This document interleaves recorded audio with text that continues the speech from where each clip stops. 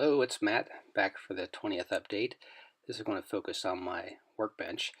The wall behind the workbench was having some moisture problems. It's had that in the past. Every 10 years or so we had to take care of it. And I also want to take care of that the backdrop, which is just temporarily attached on the end of the shelves there, give it a nicer termination than it has now. And also the second shelf has always been kind of a temporary arrangement. I want to get that to be a little more permanent. So we took all the stuff off the shelves, and doing this reminds you how much stuff you actually have. So this also gave me a chance to kind of winnow through what's there. After the workbench was removed, we removed the loose grout from the wall and put some new grout in. And once that was set, Christy came through the wire brush and knocked off the loose bits and pieces. Everything is well covered, so I didn't have to worry about the dust too much. Once the cleaning was complete, then Christy started taping everything off for paint. First put a moisture-resistant barrier down, then latex paint over that. And once we completed that, it was time to bring the workbench back in. So the mounting mechanism actually made this pretty simple, just sliding it back on the metal studs there. Once we had it temporarily propped up with a single leg, gave me opportunity to get underneath and reassemble some parts there and put the permanent legs in place and get it retightened against the wall nice and snug. And here's what it looks like when it's done. It's a nice simple design and very stout. Next up came the remounting of the shelves. The stanchions just went right back in the same holes it came out of. Two holes were just in the block, and a third hole was in the top plate along the top of the block wall. Once that was in, then I started experimenting with the height of the shelf layout. I was trying to get it just a tad lower than it was before, because eventually this will tie into the main layout, and the grade was going to be, I think, just a bit over 2% on a curve, so I wanted to avoid that if I could. So it turned out I ended up in the same spot as it was previously, and that's because of this power strip here. The power strip was mounted horizontally on the workbench before, and that presented some problems because of the tight confines between the workbench and the shelf layout. If you're unplugging something, it might come out too quickly and end up whacking your hand against the bottom of the layout and knocking things over. So after we talked about this, I decided to mount it directly on the wall, which means that any plugging and unplugging action goes straight to the concrete, which is nice and sturdy. Next up was the second shelf. This shelf I wanted to make better conform to the wall. The wall has a bow in it here, so I just transferred that shape to the bottom of the shelf and then used my jigsaw to cut that shape out so it fit more snugly against the wall. This shelf I had put in place years back, just temporarily. The other two shelves and layout itself had previously been cut to conform to the wall, so they weren't a problem. But just this one of these situations where a temporary shelf just became kind of permanent.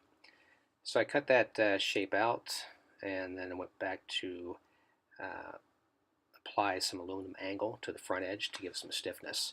You can see the top shelf and the second shelf down from the top above both already have this aluminum on it. That helps give it some more stiffness that plywood by itself doesn't have. And of course the shelf layout has the fascia on it, which gives it a lot of rigidity, so it didn't need to do anything there. So it's just a matter of drilling some pilot holes, going back through that with a larger bit for clearance, and putting some machine screws in. The last thing for this shelf was to put a little strip of wood on the back edge between the brackets to, again, give a little more stiffness between those. Unfortunately, because the brackets are where they are, I really can't extend this from end to end. But this will be much better than it was before. Next was some strip lighting. I've used strip lighting before on below the second shelf right here Christy's holding. I had two lengths of yellow strip lighting, and while the output was fine, I wasn't fond of the color, and it also, because it's shown straight down and was directly over the layout, it cast a lot of shadow over the, you put truck side frames and engine running gear and quite a bit of shadow, which I didn't care for. So I found a company called UG who made some color-corrected high CRI lighting that was in the same Kelvin range that I was interested in, which is 4,000 in this case. So here we're just experimenting with light angles. This will be outboard of the shelf layout so that it shines down at about a 60-degree angle, so I should get the shadows off that running gear. Next up was the termination of the backdrop. Right now I'm setting up my laser level. I have a few points around the layout, around the basement rather, that would let me reproduce certain heights, this height being the top level of the backdrop. So I'm taking that line around to the back wall of the basement here so I can mark where I want that backdrop to be. The backdrop is aluminum trim coil that works really nicely because it's very continuous. And so the idea here was to clamp it behind that conduit that's just over my right shoulder. So in order to cut it to the right length, I had to figure out some way to kind of jerry-rig some sort of cutting template.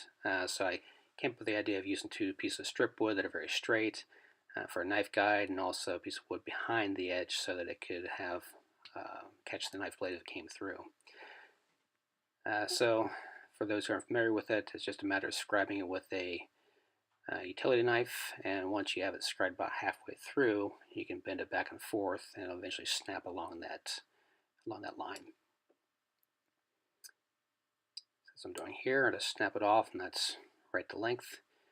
Buckle everything, slide it in behind that conduit, and then I had to find a way to permanently mount it there, which is going to be via the existing conduit clamps. So mark the hole locations, got out another temporary jig right there with a piece of wood that could drill through the backdrop into the wood. That way I have a nice clean cut on the back side. Once the holes are drilled, then I can mark the wall and get the concrete block drilled in the right place. And slide the backdrop in place, tap in a anchor, and shoot a screw in, and termination is complete. There's a close-up of what it looks like after all said and done. I really like that joint, nice and flush. So the shelf layout comes back in one last time, along with the following shelves. Shelf number 2, the newly cut and stiffened shelf, and then comes all my miniature hobby shop, already prearranged. And then Christy suggested I move the paints over to this side, so we're arranging that now. Hope you enjoyed the video, and back again sometime in the near future with some additional ones. Thanks for watching.